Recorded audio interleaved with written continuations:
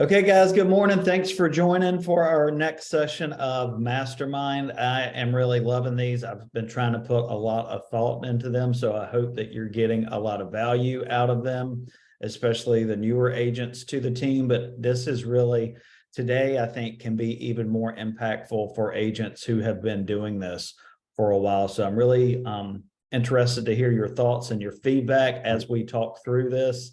And I want to hear, how you deal with this and how it impacts kind of your today life. So I'm going to share the screen so we can see it. Today, we're talking about overcoming the curse of abundance. Now, just right off the bat, anybody have any idea what I even mean by curse of abundance? And Brandon, don't answer right away because I know you know. Any thoughts from the rest of the gallery? Maybe having lots of opportunities and leads. That's very good. That's very good, Charles. Anybody else have any thoughts? Holly, you're unmuted. What were you saying? I don't know if you guys can hear me. Can you? Yeah.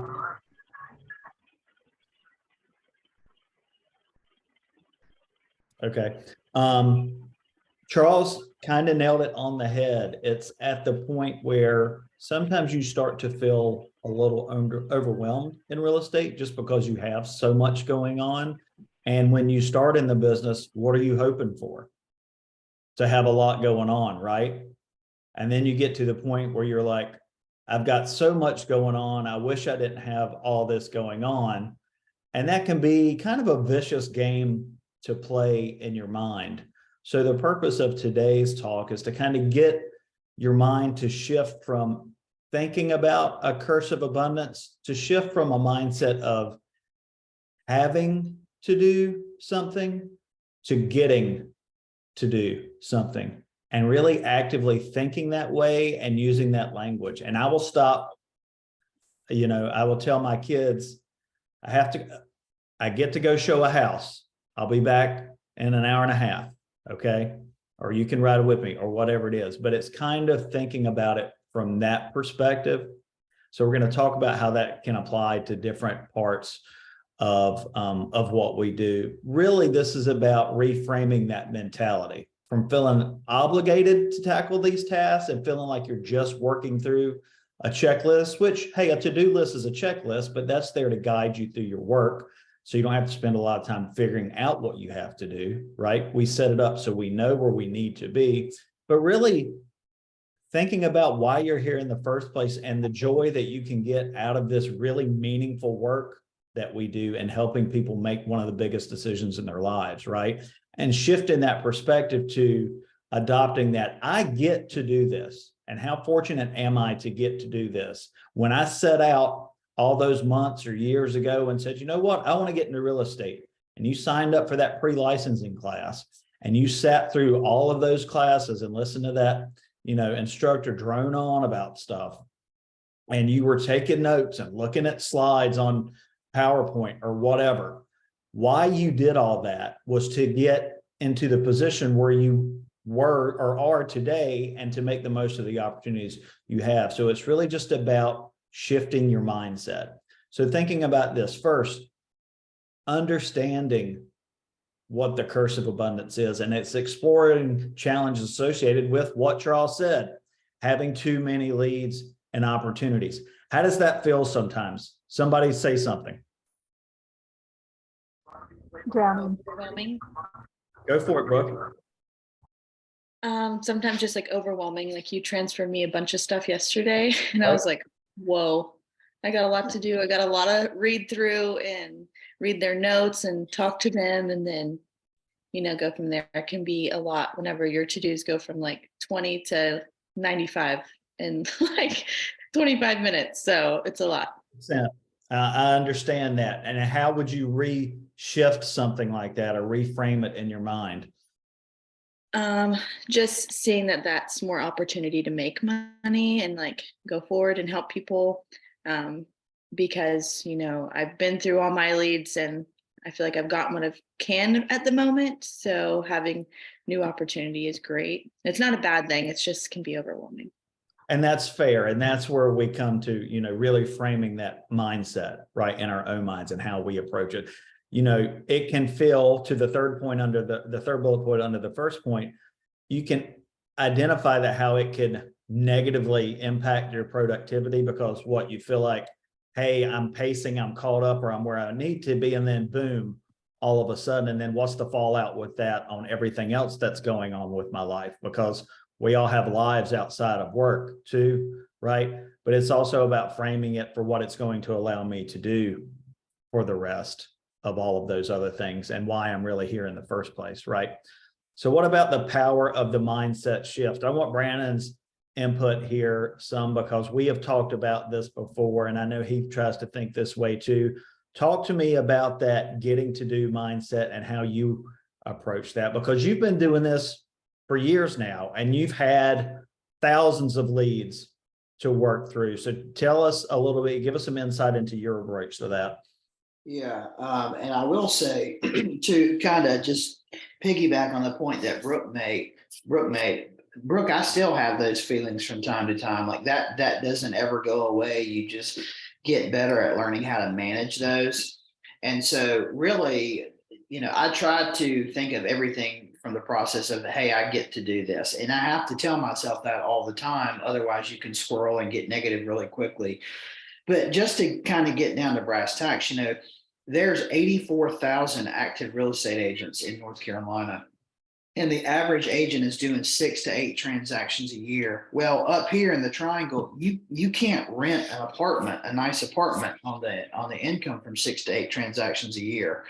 And so when I get these leads that I feel like I don't want to call them, or when I have a showing request that I really don't want to do because I want to lay on the couch with my dog and watch Wolf of Wall Street, or when somebody wants me to write an offer like I did this past Saturday that I know is not going to win, I have to tell myself, suck it up. I get to do this, and it's an opportunity for me to hit my goals. My goals are, I want to sell X number of homes a year. I want to make X number of dollars. I want to pay my house off in 3 to 5 years. And so every time I get one of these opportunities, that's an opportunity to help me accomplish one or all of those goals. Sorry, I'm getting tongue tied. And, the reality is, guys, you never know when you might win an offer that you think you're not going to win. I've had people register on my website before that are looking at $75,000 plots of land. That happened. And I didn't want to call the guy because I'm like, shit, I don't want to go show land. I've sold this guy 3 investment properties. That just happened to be what he registered on the website looking for that day. He wasn't even really interested in land. It just happened to be up the street from his house. So he was just curious. You just never know. And so you have to operate with that mindset that, every day in real estate is a new day, new opportunities, and everyone who's calling me, I have a chance to help them. And there are thousands of agents in both of our markets that are desperate for their phone to ring. They don't have any leads, and I'm not paying for them, and I'm getting 1 or 2 a day.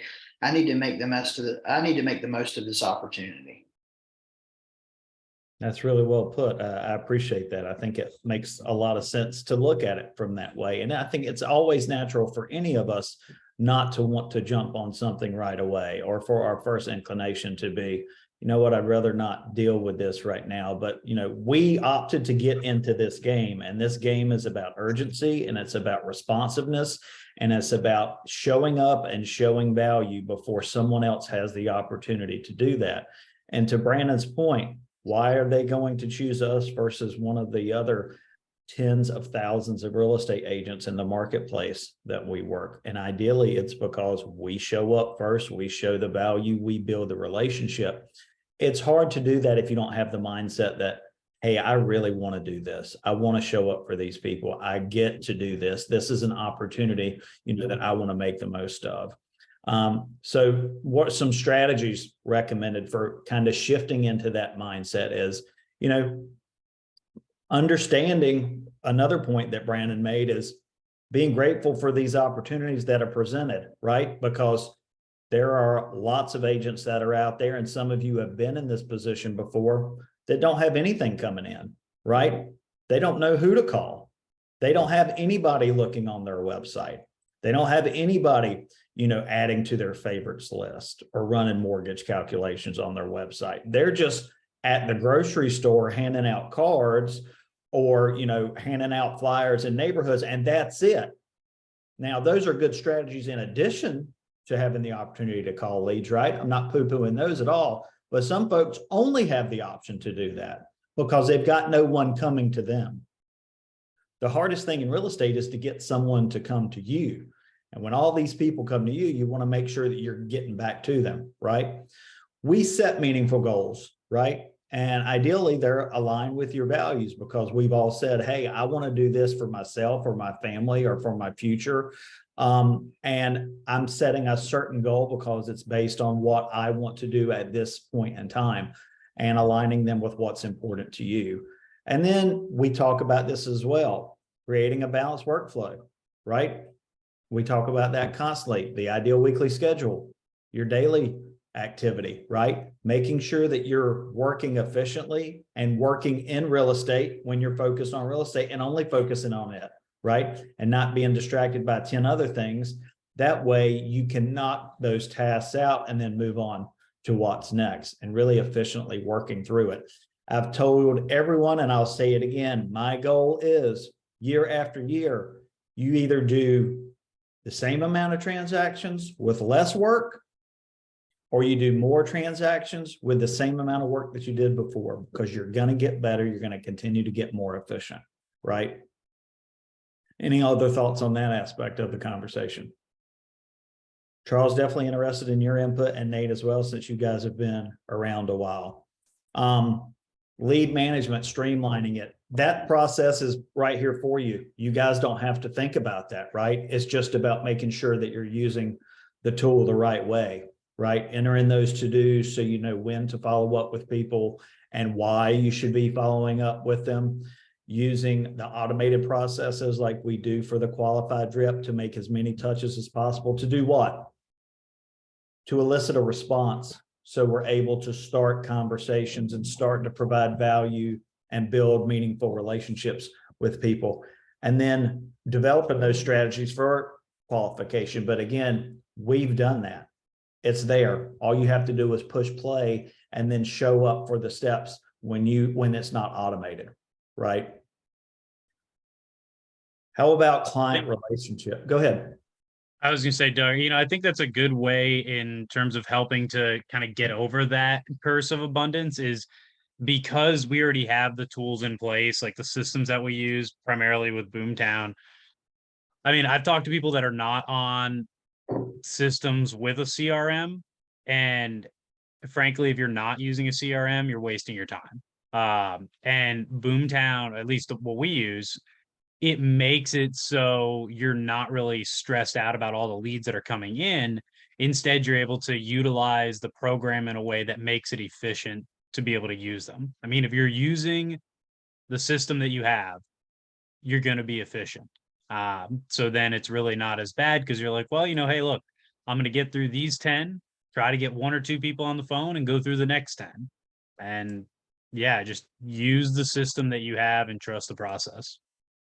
I mean, I think that's a really good way to put it. And we know that it works that way because we've seen it work over time, right? We've seen it work. I tell people this when they inquire about joining the firm, how are people successful? And I can tell them it's the people that are using the system the right way. I can look and see who's making the calls, who's putting in the effort, who's caught up on their to-dos. And that directly correlates to who's having the most appointments and eventually who's writing the most contracts. They're all leading indicators. All right, good input, Charles. I appreciate you sharing that.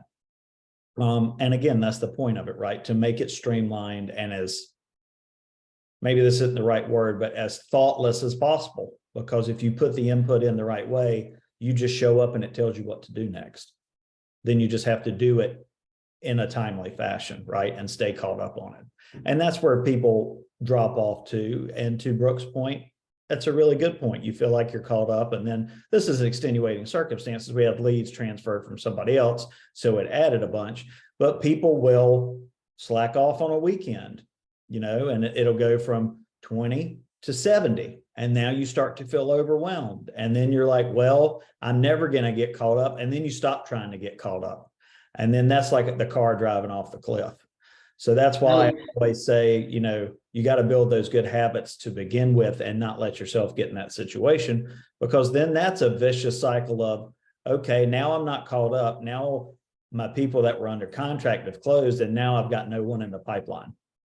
Let me share one of the biggest things that I deal with, and this might reverberate with some of the other agents. You know, you spend all this time on the phone trying to get someone to book an appointment. You get an appointment, you get them under agency, and then you're like, okay, how quickly can we get them written up? And so you take all day Friday. So, you know, you've got someone in the car all day Saturday and then all day Sunday, and you finally write them up, right? And you get them under contract, and that feels great. Or even worse, you write an offer and you lose, or you don't write anything. But you've been in the car all day Saturday and Sunday, so what did you not do, right? You didn't prospect. And so your goal was to come in the office on Monday morning with like only 50 to-dos, and you had it down to like 45, but you didn't make any calls on Saturday and Sunday. So now your to-dos are at like 89. And you're like, shit, I just showed houses all weekend. I didn't make any calls. I didn't win an offer, and now I'm behind. To me, that's one of the hardest things to figure out how to manage, is when I'm actually busy showing properties, which is the best thing to do other than writing contracts, but I'm not as able to make the phone calls, right? I have to shift my calendar those next few days to make up that time to make those phone calls, because I know I got to make those calls to then meet those people, to then get those people in the car. But at least I still have those people to call. And so that's one of the things that I have to focus on overcoming mentally from time to time. Good point. Thanks for sharing, Brandon. When it comes down to relationships, you know, one thing that I tell people I don't take lightly is what we do, and the opportunity that we really have to help all these families make this hugely important decision. And I try to approach every first phone call I have with someone that way. Hey, you know, thanks for reaching out to us. We are so appreciative. We really want to understand what's important to you in making this life decision. Tell me where this is coming from, or what's driving all this. Help me understand, so I'm in a better position to help you and your family. You know, put that out there. Show them that you are seeking to understand and build a relationship with them, and help them gain trust and loyalty by just being a person and being there. We're not there to convince them to do something they don't want to do. Remember, we're not selling a product. We're selling the person that they're talking to. That's ourselves. And the best way to do that is to be genuine and to show up and to want to be there. And they can tell if you don't or if you do. So you got to make sure that you're in that mind space, in that headspace, right? So you're ready to do that. Okay. Any thoughts about how you guys approach that mindset with your clients? Of course, we seek to create exceptional service because we're available for the right people at the right time, right? And we over communicate, and we get them the information they need so they feel comfortable and confident about what the decision they're making. Nate? Yeah, so for me, this is like pretty important, just because nobody likes making phone calls. So to do this and do this well is going to foster, you know, the relationship like you're talking about. But then if you're doing that right, they're going to, it's going to pay dividends, because they're going to obviously refer you to people, and, you know, that's going to grow your business. And, you know, I've got people that have sent me 4 or 5 people, and that's, you know, amazing to me. I don't, you know, how do you thank them for that? So, Yeah. I mean, it's deal. immeasurable, right? The impact, well, maybe not immeasurable, but it's such a huge impact on your personal business and your personal brand that you're putting out there. So, you know, recognize that it's not just a reflection on the company, it's a reflection on you, your attitude, and their willingness to want to work with you, or how you show up and the energy that you bring to people and the conversations you have and seeking to understand. And, we're not just hearing them, we're listening to them because we're seeking to understand what's important to them. Remember that. And remember that it's an opportunity and a gift for somebody to want to talk to you about these things, right? Because they have unlimited options, basically, unlimited options. Well, and also the thing is with building the relationship, I think a lot of, and I've heard it from people who, let's say, are listing their home and they didn't go back to that agent. It was just kind of a, one and done type thing where they felt like, there was no connectivity to them, no relationship. It was just strictly business. So, thinking of that, you're also, when you're forming these relationships, it's really for you to be their guy for anything dealing with real estate, not just, selling or buying, but hey, we get these calls all the time. Hey, do you know a good painter? Do you know someone that does lawn service? And that you want to be that go-to for them. Absolutely. And you want to remind them of that. I mean, one thing I always tell people at closing is, hey, that we're not done. I'm still here. I'm your resource. You got something going on with your house or anything, just holler. And if I know somebody, I'll let you know who I would talk to, right? I'll give you a quick example. One of my folks that are under contract, they asked for a painter. So we lined up a painter. We're going to go back and see. It turns out the husband hasn't even seen the house in person yet. And the wife was like, and it'll be nice for him to get to see the house too. I was like, yeah, that's probably a pretty good idea as well. But, just small things like that, showing up. It's not just, to Nate's point, the agents that don't get the callbacks, that don't get the referrals are the ones that, yeah, maybe they do an adequate job. Maybe they open the door. Maybe they build the search. Maybe the contract is flawless, but there's never any conversations outside of checking the boxes to get the transaction done. That's it. They're not seeking to understand who they are as a person or what's important to them or their family. They're just simply going through it as a process, and it's very transactional. We don't want it to ever seem transactional. Yeah, like not to beat a dead horse because the point has been made, but I do think that when we're working leads, you're essentially calling strangers. And in order for them to have any buy-in in the conversation, the initial conversation, and to pick up the phone the next time you call, that's the thing. Anybody can get you, if you catch somebody on the phone, you have a quick conversation, you take your notes, hang up. How do you get them to pick up the next time you call or to call you back? They should always walk away from that conversation in a better mood, or like if you're positive and upbeat on the phone, you match affect, you learn a little bit about them and you're in a good mood, that's contagious. And they remember that, which is why I think it is very important before you get on the phone every day. You should have at least 2 cups of coffee, energetic. You definitely listen to a quick podcast, something to get your mind frame right, get yourself caffeinated and get on the phone with good energy. That's contagious. They'll want to call you back. They'll want to pick up the phone when you call again. That's such great advice, Christina. And Brandon will always say, smile and dial. And it can be that simple too. It's just about showing up and being ready instead of just showing up. How many times have we heard Brandon say, if I'm not in the headspace, I just won't prospect because I can do more harm by prospecting if I'm not in the right headspace than by not prospecting at all. That was me yesterday. Really? Yeah. So I don't know if you guys could hear Zach because he's sitting right beside me and he's muted, but he said, that was me yesterday. I just wasn't in the space, right? You got to get in the space. And part of that is just being self-aware. And sometimes it's better to take a beat, wait a bit, come back to it when you're ready.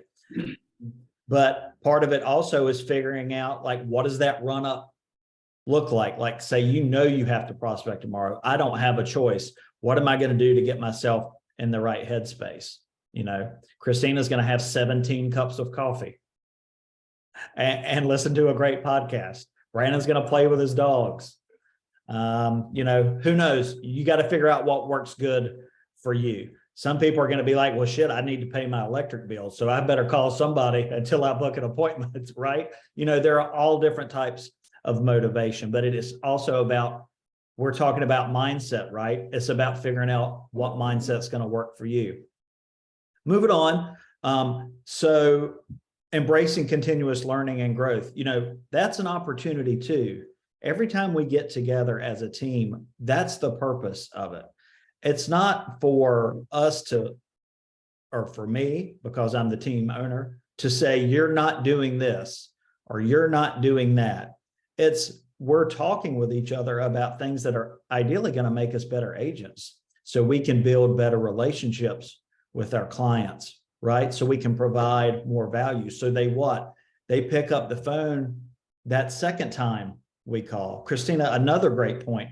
It's easy to get somebody on the phone once. Are you going to do enough to earn them picking it up the second time you reach out to them? Right? That is a great and huge point. So it's And not block your number. yeah, definitely. So, you know, it's about understanding that we provide these resources to give us all the opportunity to get better at that, because we all seek and strive to do that. And no matter how long you've been doing it, you can always improve, and you can always learn something from someone else to add to your skill set, right? Because the industry is continuously changing.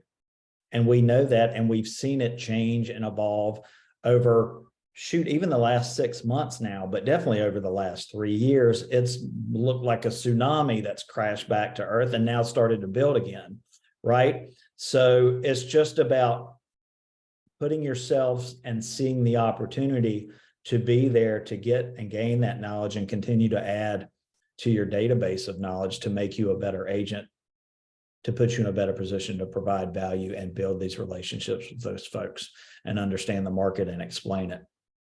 And then, of course, we do talk about accountability, because that's important. I think it's impossible to realistically set goals if you don't have some sort of accountability towards working towards them, especially when your goals are long-term. Yeah, it's really easy to say, I want to call 10 people today and then go call 10 people, right?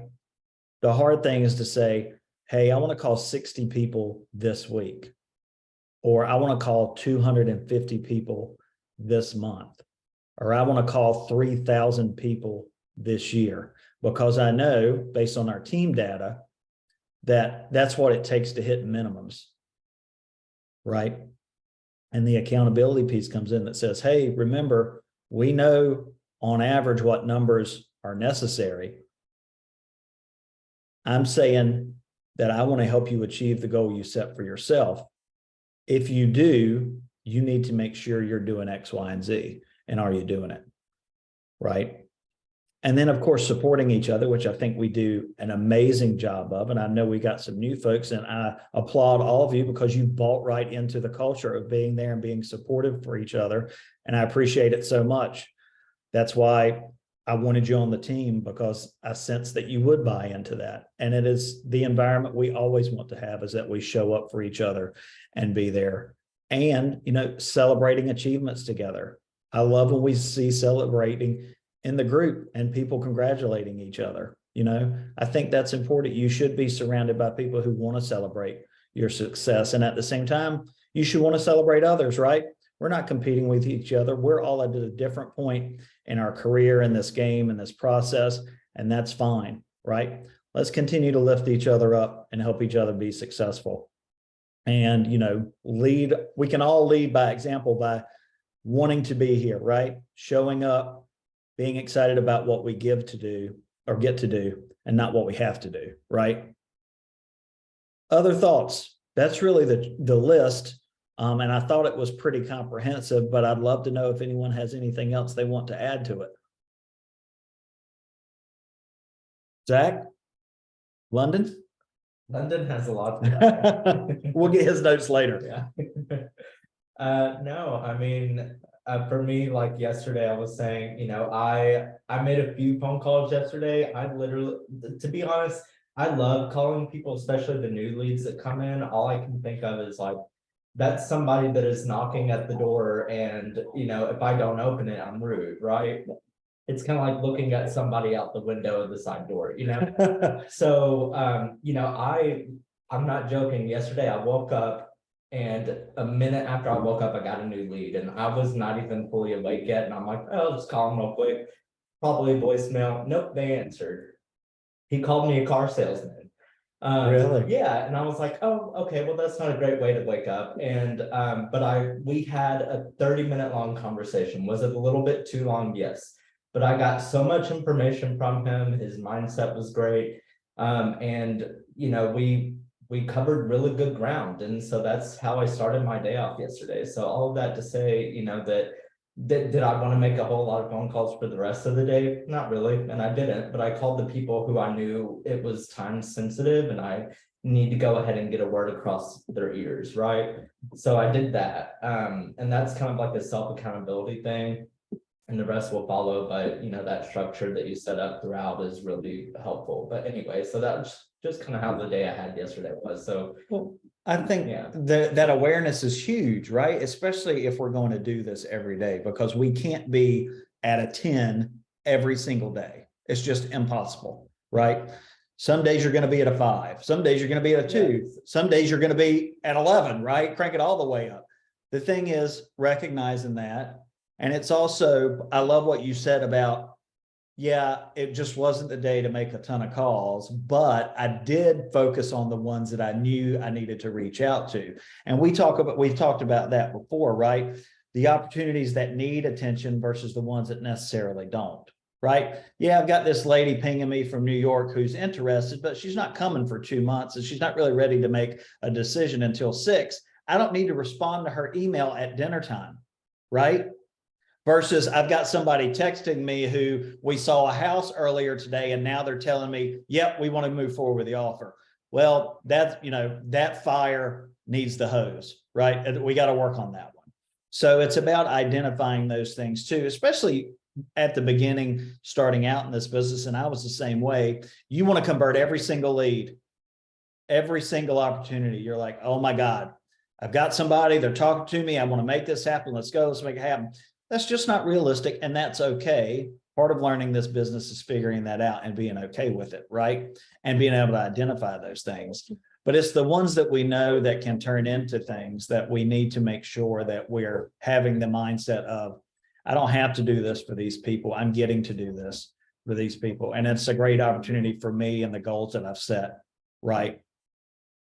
That our mindset in all of life goes so far to honestly determining our happiness, but no one can control that mindset unless we let them, but us. So I challenge you to make sure that you're controlling your mindset and your attitude when it comes down to not only what you do for work, but for your whole life, and see what kind of an impact it can make if you shift from, I have to do something, to I get to do something. I do it with my kids. I have to take my kids to soccer tryout. No, I get to take my kids to soccer tryout because he's finishing 7th grade now. And, you know, in 6 years, he'll be gone. And I'll be like, I'd give anything for soccer tryouts right now, right? Christina's are so much younger. Some of you guys have babies on the way or not even yet, right? So remembering that. And that same mindset can apply to work. Now, yeah, maybe it's not as important, but hey, I've got somebody who wants to talk to me. I get to talk to them. Let's go do it and make it happen. Let's help these people. And oh yeah, it helps my family at the same time, right? When opportunity knocks, you better answer that door or someone else will, to Zach's point about them being right there. So go do it. Any other closing thoughts? I hope this resonates with you folks. I really like this one. I don't think we've really talked about it from this perspective before, at least not in a formal setting. So I hope it was helpful. If you've got any other thoughts, I'd love to sidebar with you. If you've got any ideas for upcoming mastermind sessions, I'd love to hear those too. If you've got specific things you guys want to talk about. I hope you all have a great day and happy prospecting day tomorrow. Remember, You get to, you don't have to, you get to. Thanks, guys. Have a great day. Thank you. Thanks, Doug. Bye.